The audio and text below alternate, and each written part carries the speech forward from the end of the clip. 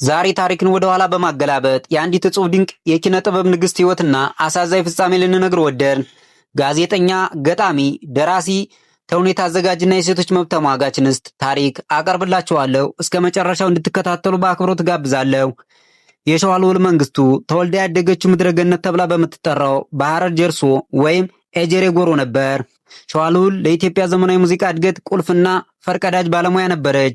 ይቺ ማራኪ ምድር ለኢትዮጵያ ያበረከተችላትን እንቁ የኪነ ጥበብ ሰው የሀገሪቱ ዘመናዊ ሙዚቃ ታሪክ መቼም ቢሆን ሊረሳው አይችልም።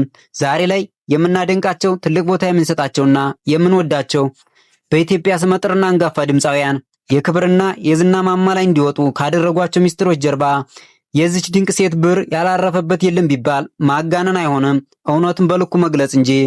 የእሷ ማራኪ የዘፈን ግጥሞችና ጥልቅ ዜማዎች የብዙዎችን ድምፃውያን ሕይወት የቀየሩ፣ በሕዝብ ልብ ውስጥም የማይደበዝዝ አሻራ ያሳረፉ ናቸው።